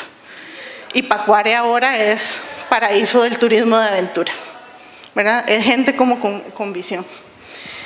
Pero entonces, todo ese activismo nos regala Costa Rica. Yo siempre digo que el fútbol tuvo Italia 90 y nosotros también tuvimos nuestro mundial, porque esa fue la década más verde que hemos tenido. Se crea la ley forestal, con ella los pagos de servicios ambientales que hablaba Pablo, empieza todo el tema de la educación ambiental, el turismo ecológico. O sea, ustedes y yo ahora disfrutamos de las mieles del turismo porque a alguien se le ocurrió, mira, ¿y si le cobramos a la gente por ver pajaritos?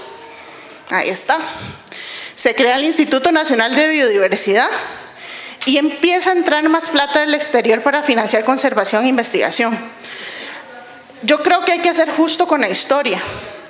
Y si bien es cierto, quizá muchos periodistas no han visto en el periodismo ambiental una faceta de desarrollo, pero yo sí siento que hay que reconocer los esfuerzos que se han hecho. Y en ese sentido, uno de los periódicos que empezó a darle páginas dedicadas a periodismo de ambiente fue el periódico La Nación. Y en el periódico La Nación hay que destacar a Katiana Murillo, Alejandra Zúñiga, Vanessa Loaiza, me hace falta Alejandra Vargas, Pablo Fonseca, Debbie Pochner, Andrea Solano. Si ven, la mayoría mujeres. Entonces también hay que ser justo en reconocerles que ellos fueron pioneros en el periodismo ambiental de Costa Rica cuando nadie hablaba de eso. Me acuerdo, Katiana Murillo tiene una historia vaciloncísima. En los 90s, la Viva de La Nación no era como ahora, que es como de entretenimiento y farándula, sino que era una mezcolanza. Entonces vos, a la par de Ricky Martin, veías un artículo sobre cuídese de la gripe. Ahora en mayo llegan las lluvias, y ¿verdad? Ese tipo de asunto. Katiana, que es mi mentora, me cuenta que llega la jefa y le dice, ustedes se van a topar con esto todos los días, que llega y le dice, mira, viene el Día del Amor y la Amistad, proponeme un tema. Y ella, el Día del Amor y la Amistad, ¿yo qué voy a proponer de eso? Entonces se le ocurre, me dice, agarré el bus y me fui para el envío. Y yo así, Katy, ¿hacer qué del Día del Amor y la Amistad en el envío? Me hace, de procesos de cortejo en especies propias de Costa Rica. Imagínate, ese artículo yo me lo leí cuando estaba en el cole.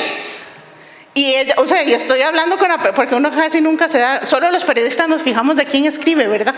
Pero el público general no se fija. Yo decía, wow, estoy hablando con ella, porque ahí yo dije, ay, wow. O sea, a la par de Ricky Martin veo yo un artículo sobre los procesos reproductivos de especies en Costa Rica.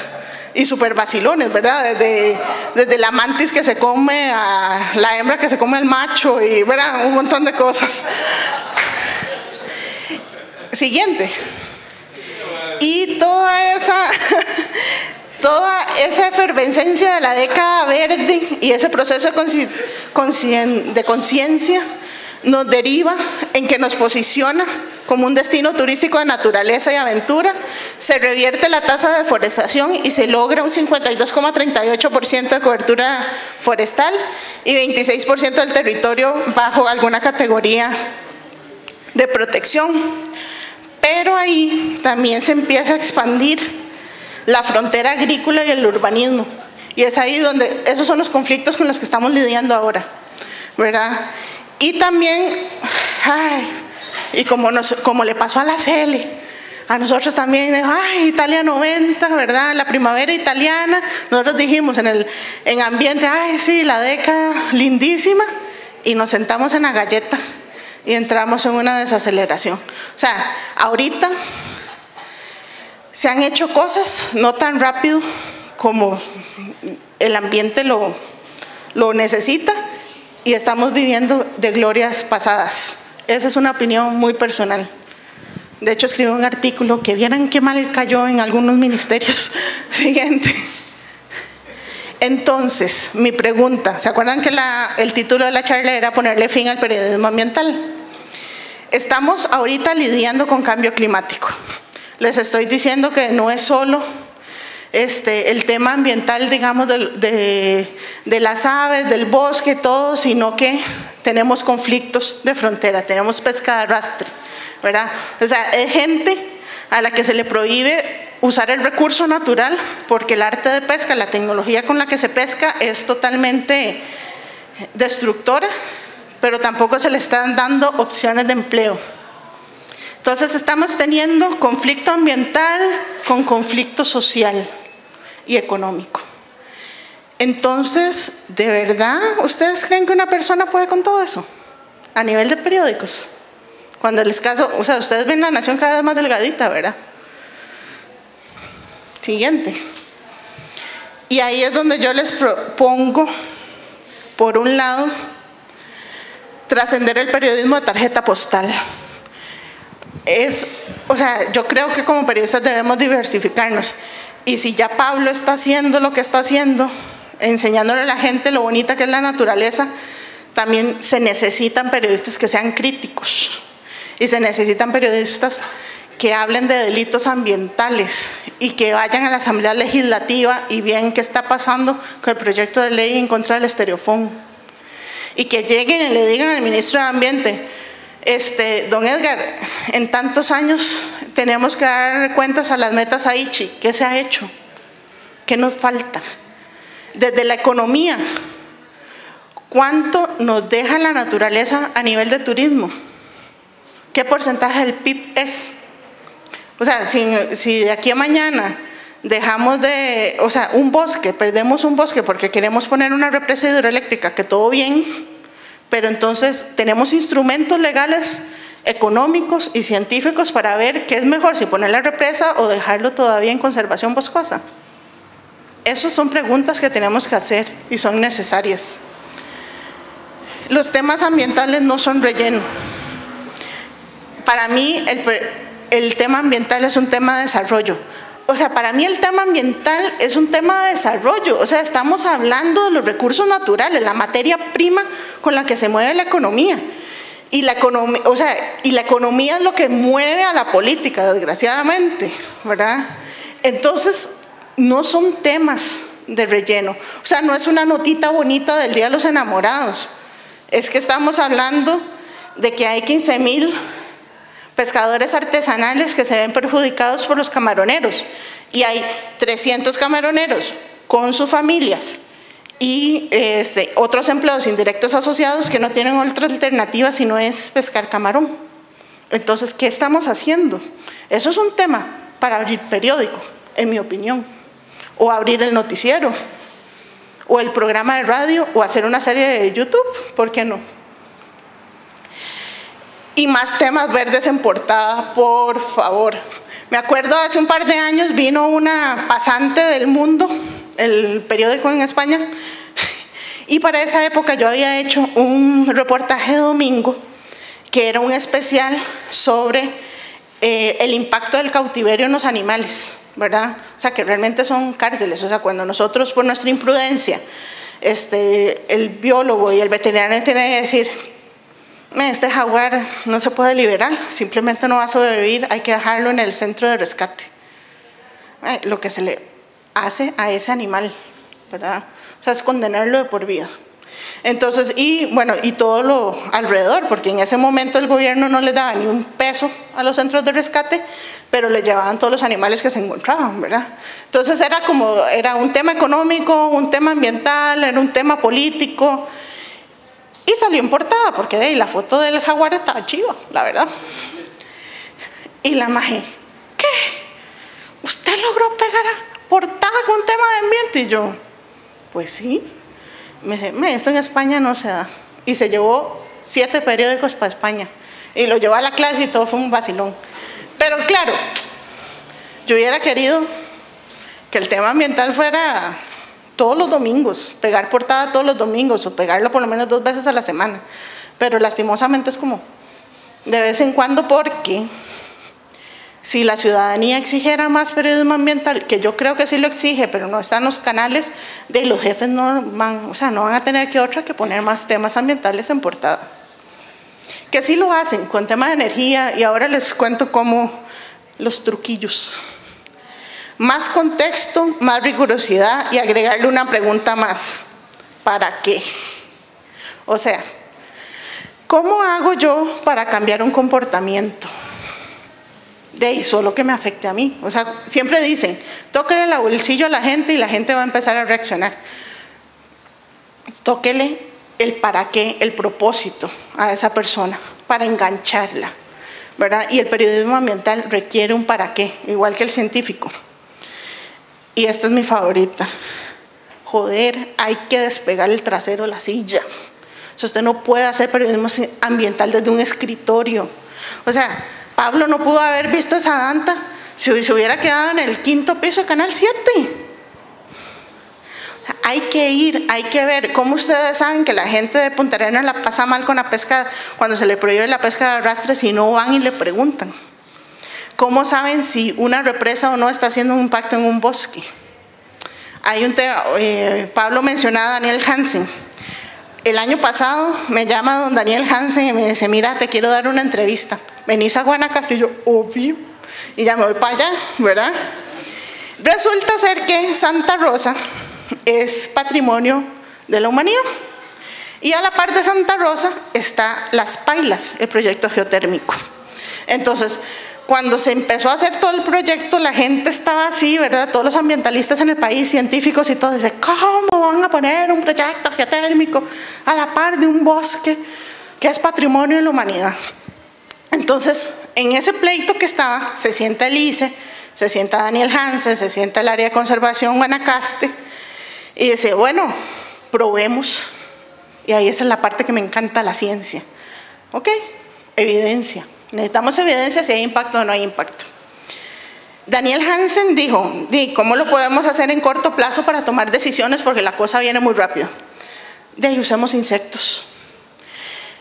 Y usaron insectos. Entonces pusieron parcelas de observación a 50, 100, 150 metros bosque adentro, y a partir de los insectos que caían en eran unos envases plásticos como con etanol, ¿verdad? Entonces el bichillo caía y ahí quedaba. Ellos empiezan a ver si el proyecto geotérmico tiene o no un impacto en el bosque. Y hello, no hay impacto.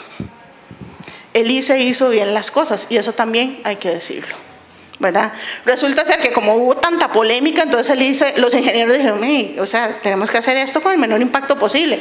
Mira, y si en lugar de hacer así, ponemos el tubo como así, doblando y no sé qué, ¿y qué? ¿Cuánto nos cuesta? No, sí es factible, no sé qué. Y eso marcó la diferencia.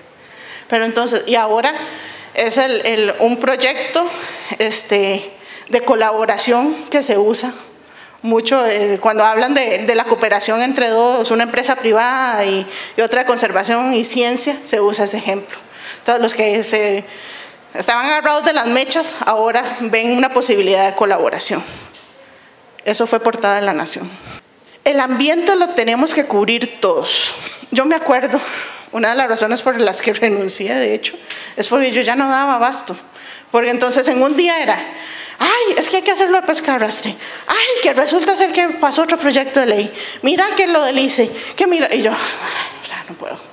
Y aparte, que hay una especie nueva de tucán, y yo, o sea, no puedo con todo. Entonces, el modelo a seguir, New York Times, ellos tenían un equipo que cubría medio ambiente. Uno de los editores, si pueden leer su blog, ya no lo tiene, pero si logran ver los anteriores, se llama Dot to Earth, y es Andrew Repkin, de los mejores periodistas ambientales que conozco. Y tenía un equipo que cubría ambiente y les pasaba la misma que me pasaba a mí. Entonces, en el 2013, el New York Times dijo, no, ya no, nadie cubre ambiente, toda la redacción cubre ambiente. Entonces, lo que hizo fue mandar a uno de los periodistas de ambiente a economía, el otro a política, el otro a farándula, el otro, y los repartió por todo lado. Porque era lo que les contaba, el tema ambiental es un tema de desarrollo, no es de tarjeta postal. Entonces, un país que se jacta de la imagen verde que tiene, debería ser pionero en eso, ¿cierto? Nosotros deberíamos predicar con el ejemplo. Y esta frase me encanta, dice, cuando el escritorio fue creado en el 2009, la cobertura ambiental se veía como algo en sí misma, pero hoy las historias ambientales son parte de la agenda de negocios, la económica, son nacionales o locales, entre otras materias. Son mucho más complejas, necesitamos gente trabajando en los otros escritorios que puedan cubrir diferentes partes de la misma historia. A mí me hace mucha gracia porque debe ser por deformación, pero yo siempre me he visto como una científica social, no como simple reportera. Porque nosotros hacemos a nuestra manera, aplicamos, lo que pasa es que aplicamos el método científico demasiado rápido. Porque digamos, tenemos una hipótesis que es el enfoque, hacemos un reporteo, un pre-reporteo, diseñamos nuestro reporteo, o sea, vemos, ok, tengo que entrevistar a este otro, y nuestros resultados y conclusiones lo ponemos en un artículo periodístico. Necesitamos hacer eso mucho más consciente. A veces lo hacemos demasiado mecánico y quizás nos estamos perdiendo partes importantes de la historia o no estamos viendo historia, donde la hay. No sé si vieron esta peli que ganó el Oscar hace un año, 2 años, antes de Moonlight, que se llama... Ay, se me olvidó, pueden creerlo. Bueno, es con Michael Keaton y Rachel McAdams y todo eso, sobre el problema de pedestería, la denuncia de los pederastas en la iglesia en Boston. Sí, Spotlight, gracias, esa peli. Gracias. Resulta ser que la historia estuvo en la sala de redacción por 3 años y nadie la vio. Nadie vio esa historia, que fue boom, o sea, no solo en Boston, sino que tuvo una repercusión que llegó hasta el Vaticano a nivel mundial. Y la historia estuvo 3 años en una carpa. Bueno, porque los escritores de los periodistas son terribles, ¿verdad? Me da culpa. Estuvo en un folder ahí, olvidado. Y eso es porque a veces tenemos que parar en seco y decir, suave, ¿qué es lo que estoy haciendo? Quizás necesitamos tener, yo sé que todo corre muy rápido, la inmediatez nos lo exige, la gente quiere todo ya, pero también vale la pena para tener buenas historias y buen contenido, tomarnos un respiro, contar hasta 10 y ver todo el panorama. Ahora tenemos muchos recursos de los cuales echar mano para contar las historias de una mejor manera. Ustedes son la generación nativa de las tecnologías, aprovechenla. Se están experimentando con nuevas narrativas. Ahora le contaba a Pablo y a Randall, ¿vieron True Detective en algún momento? Véanla, o sea, es una serie sobre detectives y policías y crímenes y todo eso, planteada de una forma narrativa que vos la maratoneás. Entonces la narrativa está compuesta para que uno la maratonee de 3 episodios en 3 episodios. En Estados Unidos, que eso es los podcasts, que uno dice, la gente ya no oye radio, hay un boom de podcasts y hay unos que son buenísimos. Hay una chavala, una periodista en Estados Unidos, que para variar se me olvida el nombre, que cerebro de pollo, si yo no apunto se me olvida. Él está investigando un caso judicial y todas las semanas hace un podcast con lo que va averiguando. Es un vacilón porque uno como periodista se espera hasta el producto final. Ella va contando y dice, y entonces fui a entrevistar a fulanito de tal y me dijo esto. ¿Será que realmente la mató fulanito o sutanito? ¿Cómo fue que llegó? Y ahí va. Muy interesante. Y la gente, lo descargan cantidad de gente. Bueno, también tiene que ver con buscar historias en lugares los menos pensados. ¿Ustedes sabían quién es uno de los mayores usuarios en ese momento de las colecciones del INVIO, que ahora están en el Museo Nacional? El OIJ. Resulta ser que el OIJ tiene una unidad de entomología forense y a partir del conocimiento que se tiene de la biodiversidad, resulta ser que cuando un cuerpo, ¿verdad? Cuando a una persona la matan y empieza todo el proceso de descomposición, inmediatamente cuando pierde la vida, se liberan unos olores que son detectados por moscas. Y las moscas colonizan ese cuerpo. Pues resulta ser que gracias al envío se conoce qué especies de moscas hay en qué partes del país. Entonces, así, el caso Burgos, ¿se acuerdan del caso Burgos? La evidencia que pesa en juicio es precisamente desde la entomología forense, gracias al conocimiento que se tiene de la biodiversidad. Porque gracias a eso, resulta ser que los huevos de la larva de mosca que encuentran en la esposa Maureen son de un lugar específico diferente a donde la encontraron. Y así se dan cuenta que Burgos movió el cuerpo. Y eso pesa a la hora de la sentencia. También fue portada de La Nación. O sea, sí se puede, sí se puede. Y necesitamos nutrirnos de otras ciencias sociales para ampliar el panorama. Hablar con trabajadores sociales. Ahora hay un tema, huracán Otto, tormenta Nate, ¿verdad? Uno siempre va donde el meteorólogo. ¿Por qué no ir a la unidad de atención psicológica? O sea, ¿qué está pasando ahora con el cambio climático? Cuando aumentan los desastres en la psicología de la gente. Me contaba una investigadora de la Universidad de Denver, que es consultora del IPCC, que tuve la oportunidad de entrevistar. Me decía que ella hizo todo un trabajo sobre por qué la gente, o sea, tenían el huracán Katrina, o sea, todo Nueva Orleans estaba hasta aquí de agua y la gente no se quería ir, no quería dejar sus casas. Empezaron con el estudio, sí, ¿verdad? O sea, ahí mismo.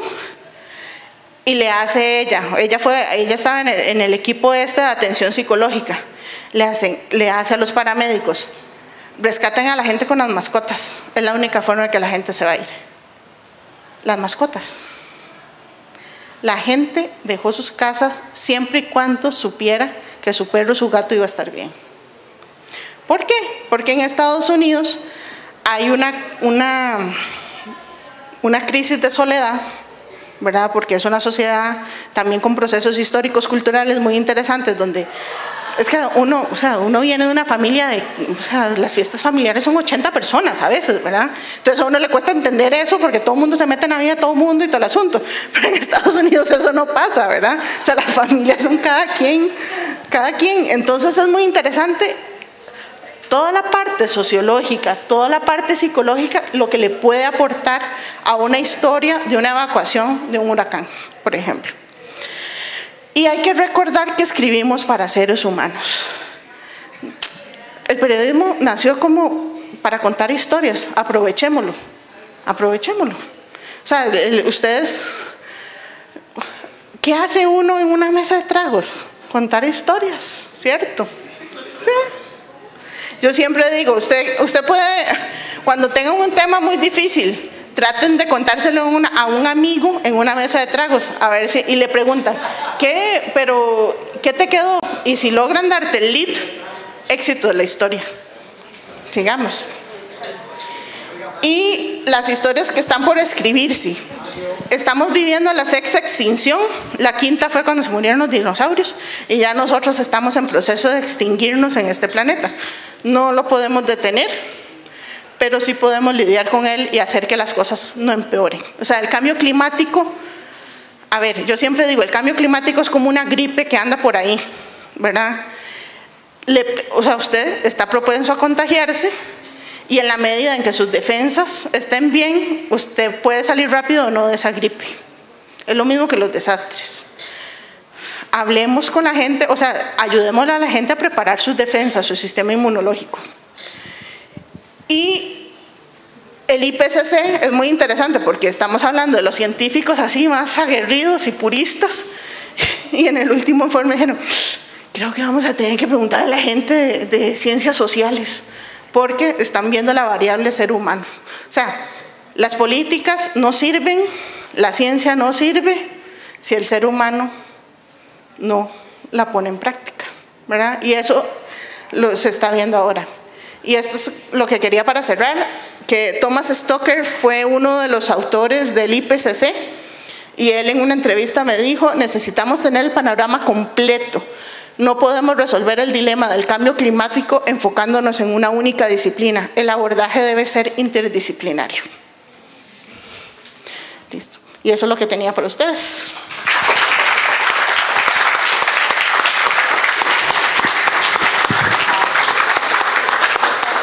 Bueno, muchísimas gracias nuevamente para Michelle Soto por compartirnos su conocimiento en el ámbito de la cobertura periodística ambiental.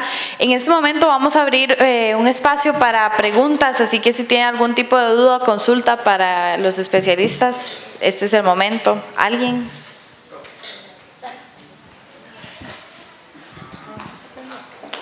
Creo que sí. Para don Pablo, buenas noches, compañeros. Don Pablo, usted mencionó que la nota que se pasó en 7 estrellas del tema verde era una de las más vistas, ¿verdad? ¿Por qué, si los medios de comunicación, en este caso Canal 7, sabe eso, por qué no se aprovechan de un tema como este pues para llegar a más público y matar 2 pájaros de un tiro, ¿verdad? Por varias razones, yo diría.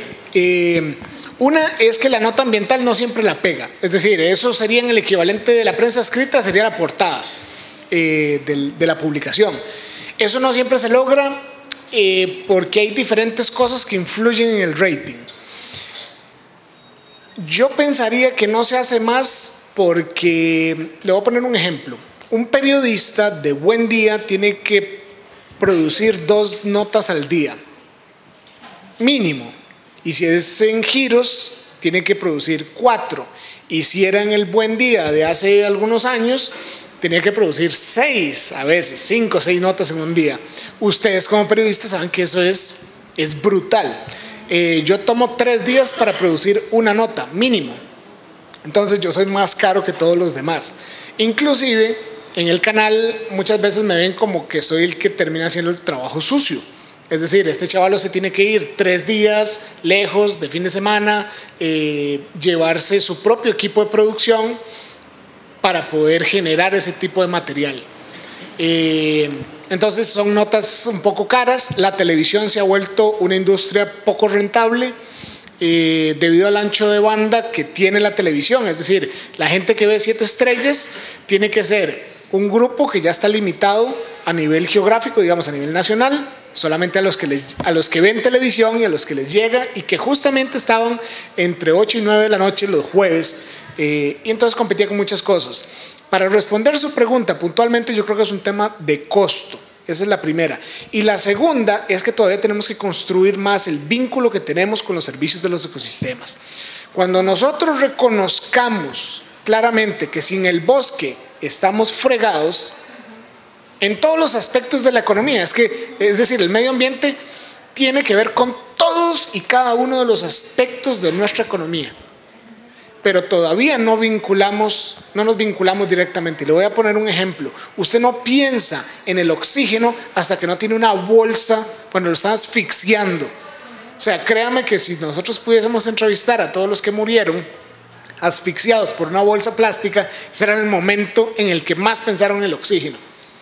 Pero usted necesita solamente 2 minutos o menos de carencia de oxígeno para pensar en él. Entonces, ¿por qué como especie tenemos que llegar hasta ese punto para pensar en el valor de los recursos naturales?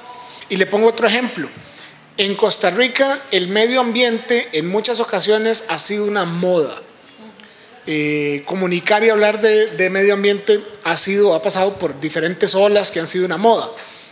Y para muestra un botón, yo que estoy metido en medio ambiente no he escuchado, no sé qué van a hacer y cuáles son los planteamientos que tienen los candidatos a la presidencia en este momento en temas de medio ambiente. Eso es un misterio. Nadie está pensando en temas de medio ambiente. Y no estamos pensando porque no nos conectamos directamente con esos recursos. ¿Alguien más? Nadie.